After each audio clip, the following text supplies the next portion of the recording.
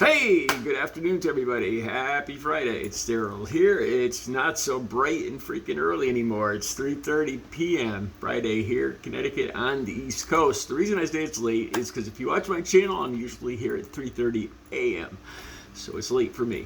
Okay, I was just about ready to download this Britney Spears video that I've been telling you guys I was going to download for like the last 2 days, and I still have it. It's all set to go. I got the thumbnails all made up, but I came across another story, and I really want to talk about this.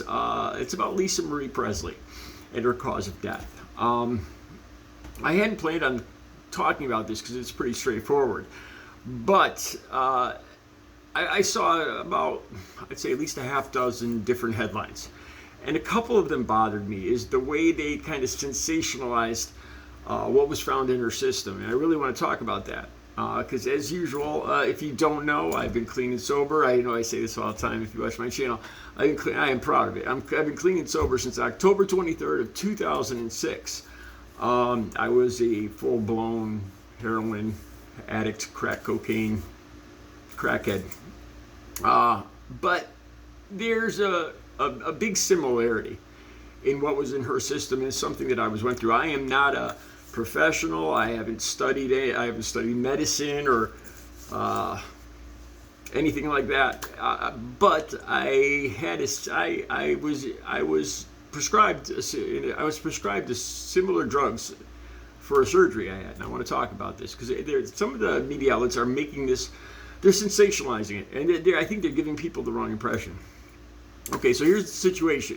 Lisa Marie Presley passed away about 6 months ago, and the cause of death has just come out, the autopsy and everything. And this is a situation. I guess there was what they call an adhesion in the bowels, where the skin sticks together, and the person gets backed up, and that's what basically was her cause of death. But here's the thing: like on TMZ and a couple other outlets, they said opioids found in the system, and there was a couple other ones. I'll probably use one of the thumbnails so you can see what I'm talking about.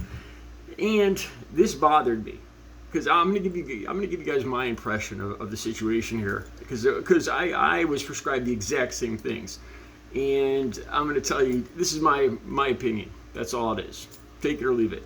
Like I said, it was an adhesion. They note that opioids tend to cause constipation, and that could have added to the situation with the adherence, with the bowel being adhered. But here's the thing: like I said, in the headlines of these articles, they all said opioids found in the system. Now, this is what I understand was found in her system: oxycodone and buprenorphine. I guess there was also an antipsychotic drug, quintiapine. I don't know anything about that, and it was a therapeutic dose, so I'm not going to talk about that. What I really want to talk about is the oxycodone found in her system and the buprenorphine. I had a hip replacement 2 or 3 years ago, about 3 years ago, and as soon as I went in for the initial consultation, this is one thing you have to do when you're in recovery, is immediately when I go to the emergency room, when I talk to a doctor, when I talk to anybody, when I'm talking to anybody involving my health, I immediately always tell them that I'm in recovery, that I'm a recovering opioid addict. That's a very important thing. And the situation with my hip replacement, I had to, after it's fairly invasive. I still have a scar here. It's about this long, where they cut off the top of the hip, the top of the femur, and replaced it with a titanium ball and socket. So I was going to be prescribed oxycodone. I think they only prescribed like 10 pills to take home, which isn't much after surgery like this. But they also prescribed methadone. And I want to tell you, because buprenorphine, I have a hard time pronouncing that, is very similar. Like I said, I'm not a professional on this, but it's very similar to methadone. They're both opioids, if I'm not mistaken. I'm pretty almost 100% sure buprenorphine is also an opioid. Now, they said in her system, it was a therapeutic amount of oxycodone. So she was probably taking this. It wasn't an amount that you would expect if somebody was using it to get high, and that's a big deal. They'd be able to tell if she was abusing it, and apparently she was not abusing the oxycodone. Now, I really want to talk about the buprenorphine, because when I had the hip replacement, because I was a recovering addict, and apparently Lisa Marie Presley has also talked about how she over-medicated herself. Basically, she had problems with addiction too. And it's my opinion, not being a professional, that she was probably prescribed the buprenorphine along with the oxycodone, like I was prescribed oxycodone and methadone. And it worked amazingly well for me. It worked so well. The methadone helped with the pain relief, almost more than the oxycodone did. And I imagine for Lisa Marie Presley, it was probably the same situation. The buprenorphine, like I said, in these articles, they give the wrong impression, really. From my take on this, like I said, I'm not a medical professional. I don't know anything about, I've been through this. That's all I can tell you guys.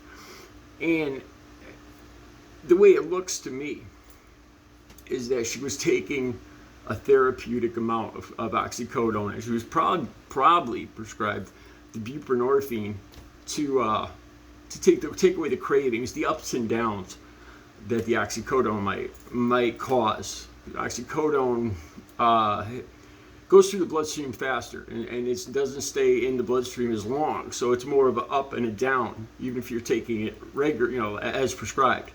And the buprenorphine would be more even, and it would take away it would help with any kind of cravings, which is probably something that Lisa Marie Presley would be struggling with, just like I was. And like I said, this worked fantastically well for me, so much so that I think they prescribed 10 oxycodone, like I said, for when I went home from the surgery. I was in the hospital not even for 48 hours. They had me up and walking around, and I did not even take them all.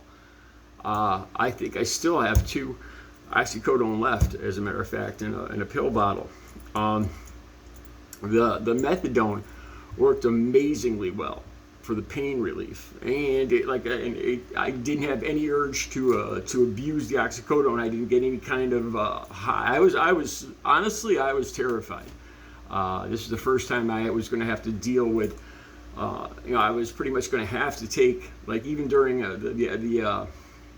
the surgery, they gave me morphine, to put me under and everything during, some heavy duty opioids. And being a recovering opioid addict, I was really worried about this. But the combination that they prescribed me of the methadone and the oxycodone worked fantastically well for me.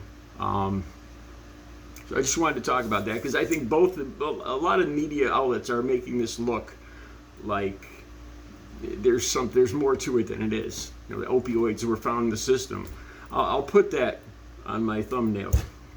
So the point of this video is, in my opinion, my humble opinion, not having any degree or anything in medicine or anything like that, but having been prescribed something very similar, I really get the feeling that she was doing the right thing. It really seems like there was an excessive amount of oxycodone in her system, and I'm guessing the buprenorphine was there just to make sure that she didn't get cravings from the oxycodone. And it does help with pain relief too, just like I took the methadone. The methadone, Suboxone, and buprenorphine are all similar in taking away the cravings. They're all opioids, and they can all give you a bit of a buzz if you take them the wrong way. But if you take them right, they really do reduce the cravings, and they help with pain relief. They're a much less dangerous opioid than oxycodone. So, like I said, in my opinion, I think it looks like she was doing the right thing, and these headlines are kind of giving people the wrong impression. That she had, when people hear the word opioid in this context, and they have no idea, they don't have any background in abuse like I have, the first thing they're going to think is fentanyl or something like that, and that is not the case at all. like I say, in my humble opinion, to me, it doesn't sound like she was doing anything wrong, anything other than taking the prescribed medication for pain that she should. She should have the same prescribed medications I took, being a recovering addict, and it worked great for me. I had no cravings, and I was able to step myself down off the methadone. So I just want to let you guys know that Britney Spears video will be coming up. Have a good Friday.